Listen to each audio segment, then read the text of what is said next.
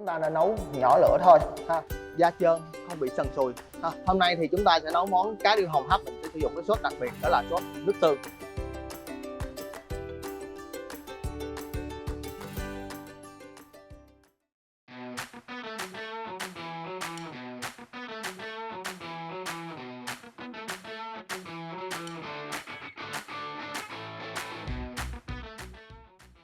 Chào mừng quý vị khán giả đến với không gian ẩm thực nước sốt tại nhà, nơi chúng ta chế biến với những món ăn nhanh, gọn và tốt cho sức khỏe.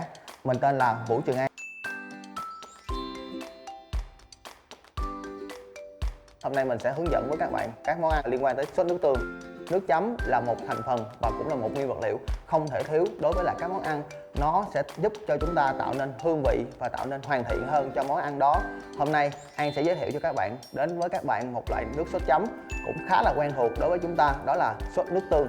Các nguyên liệu để dùng làm cho món sốt nước tương này chúng ta gồm có nước tương, đường, muối, dầu mè, tỏi, ớt và nước cốt chanh. Rồi An sẽ hướng dẫn các bạn làm món nước sốt này ha. Chúng ta có nửa chén nước tương,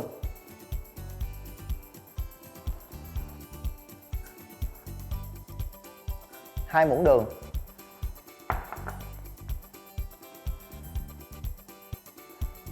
một ít muối, ớt chúng ta đập dập cho vào,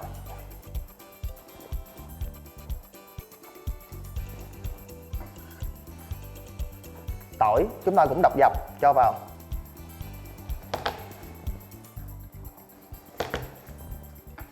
Rồi chúng ta mở lửa để khuấy đều tan đường nhé. Trong lúc nấu chúng ta khuấy đều để cho đường ở dưới dính với chảo không bị cháy.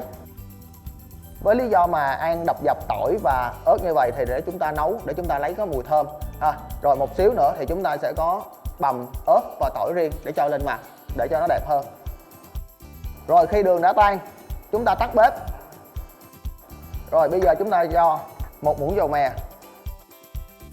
Chúng ta cắt nước cốt chanh. Đối với chanh chúng ta chỉ cần một muỗng cà phê nước cốt chanh cho vào. Rồi chúng ta khuấy đều lại một lần nữa. Và sau đó chúng ta rây lại thành phẩm của chúng ta nhé. Sau khi món sốt đã hoàn thành, chúng ta nên rây lại cho món sốt nó trong hơn nhé. Rồi chúng ta có thành phẩm là món sốt nước tương. Đối với món sốt nước tương này, sau khi chúng ta đã rây qua, khi chúng ta sử dụng thì chúng ta nên băm một ít ớt sừng và cũng nên băm một ít tỏi cho vào trên mặt để cho món sốt của chúng ta sẽ đẹp hơn.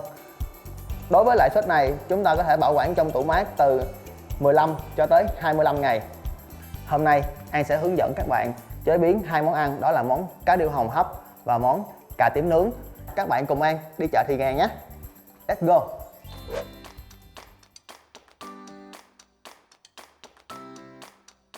Chợ Thị Nghè đã tồn tại cách đây hơn 200 năm bên bờ kênh Thị Nghè.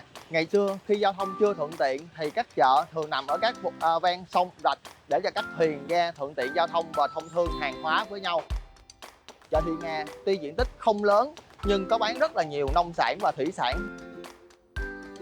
Về phần cà tím, các bạn nên lựa trái thon, dài, da trơn, không bị sần sùi và bóp thì sẽ không có độ nhũng, độ mềm, trắng chắc các bạn nhé. Cô cho con một ít hành lá, ngò rí và một ít ớt hiểm với nha cô. Hành lá thì chúng ta nên mua cộng hành là còn rễ, thon, dài và không bị úa ở các đầu các bạn. Dạ, cô cho con hỏi cà rốt bán sao vậy ạ?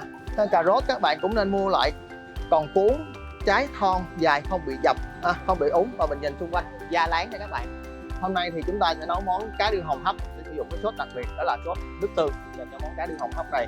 Với món cá điêu hồng này vì sao An sử dụng món sốt nước tương? Tại vì khi nước tương độ mặn nó rất là vừa phải, nó không thấm vào mà nó không làm mặn cái thịt cá của mình, và cái nước tương nó sẽ tẩy đi cái mùi tanh của cá rất là nhiều. Thì bây giờ An sẽ hướng dẫn các bạn lựa cá. Khi mà lựa cá thì chúng ta nhìn cá nè, đang rất là tươi sống, nhưng mà chúng ta lựa con vừa phải, chắc thịt và con khỏe mạnh thôi các bạn ha. Đang bơi, không bị ngửa bụng. Hiện tại nguyên liệu cho hai món ăn của An cũng đã đầy đủ rồi. Nào bây giờ cùng An về nhà và cùng nấu hai món này nhé các bạn.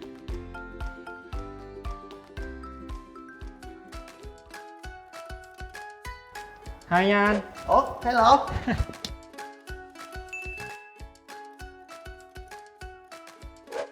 Và xin chào quý vị khán giả. Ở đây là một người em rất thân của An. Hai mọi người, mình là Hữu Toàn, mình đang là dân văn phòng và hiện tại đang làm trong lĩnh vực IT. Rồi sao em nhìn nguyên vật liệu trên bàn, em có đoán được em làm món nào không? Em chắc là món cà kho cá đúng không anh? Cà kho cá. Lạ vậy? Cá kho cá. Cũng lạ quá vậy. Ủa không phải á? Ok, không phải. Thôi thì anh cũng chia sẻ luôn ha.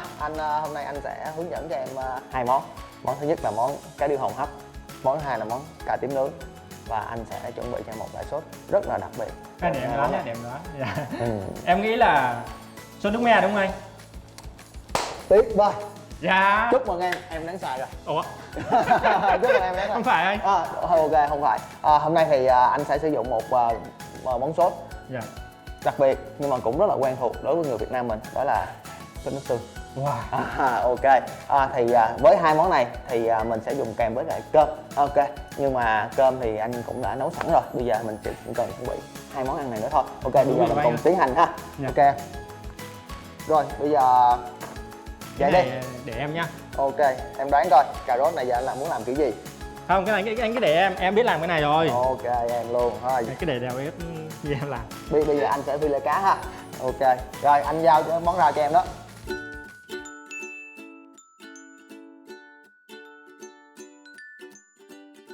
Một chút nữa mình sẽ ướp gia vị và mình đem nướng ha. Cá này cũng vậy ha. Bây giờ anh sẽ cho vào lò và anh hấp ha. Mình sẽ cùng làm việc song song. Rồi, đối với món cá hấp này, mọi người cần phải là đợi nước sôi ha, nước thật sự sôi, bốc khói, chúng ta mới cho cá vào hấp. Mình không hấp cá từ nước lạnh nha mọi người. Khi mình hấp cá từ nước lạnh, cá sẽ bị bở, rất là bở và rất là dở. Rồi, An cho cá vào.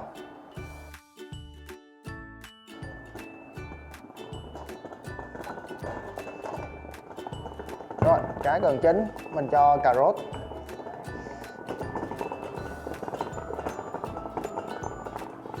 Nấm mèo.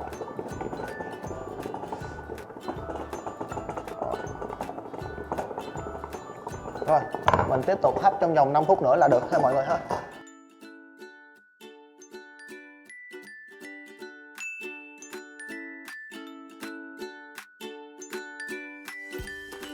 Sau khi đã cắt cà tím cho vào lò rồi, bây giờ thì em cắt hành giúp anh nha. Dạ ok anh. Rồi để ok. em. Rồi trong lúc em cắt hành thì anh sẽ cắt tỏi và ớt để xíu để mình làm nước chấm nha. Dạ. Rồi ok, anh làm tỏi xong rồi ha. Giờ hôm nay là chăm sự nhờ anh ấy nhá. Ok luôn. Rồi để anh cắt ớt nha. Rồi Toàn em thử kiểm tra coi cà tím mình được chưa nè. Ok anh. Có vẽ được rồi anh ơi. Rồi ok.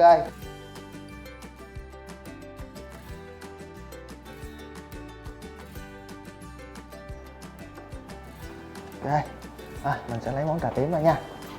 Nhìn hấp dẫn quá anh ơi.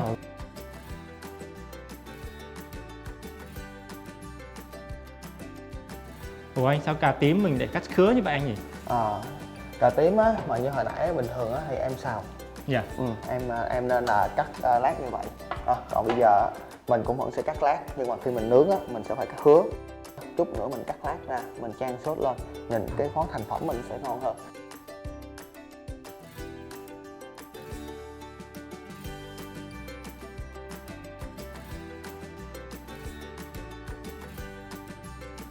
Rồi, ây da, nóng quá. Rồi, ok, thành phẩm của chúng ta. Rồi. Bây giờ món cá chúng ta đã hoàn thành rồi. Bây giờ mình tiếp tục. Đối với món cà tím này đó thì mình sẽ cho cái sốt nước tương của anh là ấm hơn một xíu nữa. Ok. Đây. Anh chọn món nước tương này cho em á, em có cảm thấy ưng ý không? Cũng không biết là vô tình hay ý nữa. Mà món nước tương là một trong những món mà ưa thích của em. Anh có biết là cái đợt mà em ăn chay á thì món nước tương này mà chấm rau á, rau xanh rau không á, là một thứ mà món em mà cực kỳ yêu thích. Đó cũng là một cách để anh chọn cái món nước tương này. Tại vì cái món nước tương này thật sự là về một cái gia vị rất là phổ thông và cũng là gần như một cái truyền thống của ẩm thực Việt Nam mình. Rất là nhiều món sử dụng được nước tương, chay được, mặn được, cá dùng được, thịt dùng được, rau dùng được, vân vân. Mình sử dụng nước tương rất là nhiều và rất là phong phú món dùng nước tương, nên hôm nay anh quyết định chọn là món nước tương để làm một cái sốt nền. chuẩn bị cho em 2 món ăn ở đây. Ok. Nước tương nó có vấn đề là mình có thể lựa chọn có dòng khác biệt gì không anh? Nước tương nó có rất là nhiều dòng. Mình có nước tương hơi mặn, có nước tương hơi ngọt, cũng có nước tương nó hơi đậm, nó hơi đắng, rất là nhiều dòng nước tương. Nên ở đây cái dòng nước tương là làm nước chấm á, thì mình sẽ sử dụng là dòng nước tương là hơi đậm và hơi có vị chua nhẹ, để mình làm cái nên cái vị nước tương. Còn mà cái vị mặn không á thì mình chỉ để là chấm y thôi, mình không làm gì hết cả. Rồi nước tương đã ấm lên sôi ha. Ok, anh cho miếng hành lá này vào nhé. Cho hành lá này vào, thấy chưa, em thấy chưa? Sau khi mà mình tắt bếp á để cho cái hành lá nó chín, anh sẽ ra món cà tím trước. Dạ. Ok. Rồi miếng thứ hai đó, em thấy không? Nếu như mà hồi nãy mà em cắt lát á thì anh không có gom cà tím vô được, anh không có làm theo cái đỡ co được, và thậm chí em thấy nó mềm không? Thì khi em cắt lát như vậy á, em bỏ vô dĩa nhìn nó rất là thiếu thẩm mỹ, nó nhìn rất là không thấy đẹp. Ok em ha. Rồi đó là một phần nữa. Bây giờ là anh hỏi là em có ăn cay được không? Em thì em bớt cay thôi, em thì thuộc không phạm trù ăn cay. Thì cũng chia sẻ với em đôi ít ha. Thì cái nước tương này á, anh nấu thì anh nấu với lại đường phèn, rồi một ít dầu mè, rồi một ít nước cốt chanh nữa. Mà trong đó thì khi mà anh nấu á thì anh sẽ cho tỏi dập và ớt đập dập vào trong chậu. Sau đó anh sẽ rây ngược ra trở lại để anh chỉ lấy cái mùi thơm thôi. Anh chỉ thấy mùi thơm của tỏi, anh chỉ lấy mùi thơm của ớt thôi. Nó khi mà mình nấu lên đó là tỏi ớt nó chín đó, cái nó ngã sang màu rất là xấu. Nên anh chỉ nấu và anh sẽ tạo ra cái mùi thơm. Và sau khi mà mình muốn sử dụng, mình muốn ăn thì mình tùy theo cái độ mà thích ăn tỏi hay thích ăn cay hay thích ăn của mình thì mình sẽ cho thêm tỏi ớt vào để trong cái nước chấm của mình cho nhìn cho nó đẹp, nó hấp dẫn và nó phong phú hơn.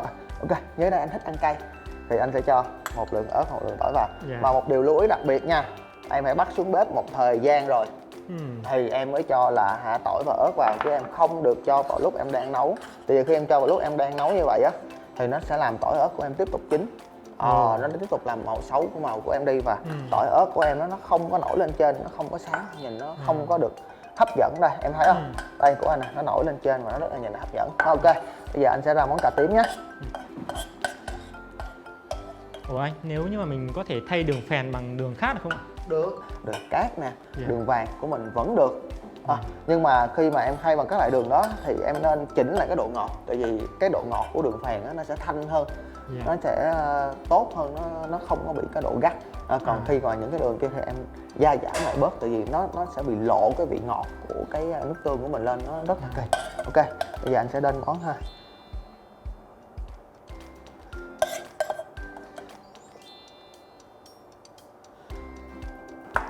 Vì đây là một món ăn Việt Nam nên là sẽ có ngò rí ha. Ok, mình sẽ có ngò rí, bỏ ngò rí lên. Đây, lấy 2 cọng ngò rí để lên ha. Rồi ớt, muốn đẹp cắt ra ít nữa. Đây, ăn cay cắt lát nha. Ok, vài lát thôi ha. Rồi bỏ lên trên.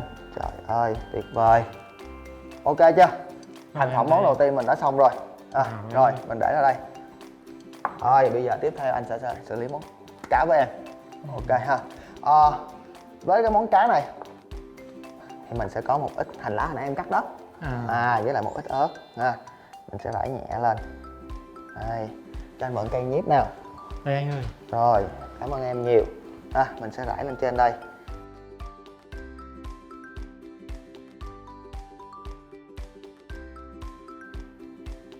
Rồi, ok, tuyệt vời quá luôn.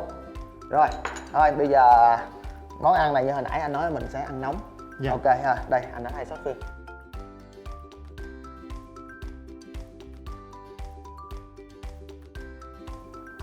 Rồi, đặt con cá lên.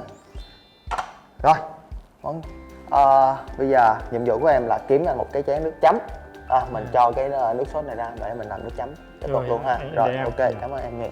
Cơm anh cũng đã cắm từ sáng đợi em rồi. Thôi bây giờ anh xới cơm ra rồi mình dùng luôn 2 món ha. Dạ vâng. Rồi, ok. Tuyệt vời quá anh. Tuyệt vời. Rồi, ok em. Rồi, mời em ha. Mình đã dùng bữa nha.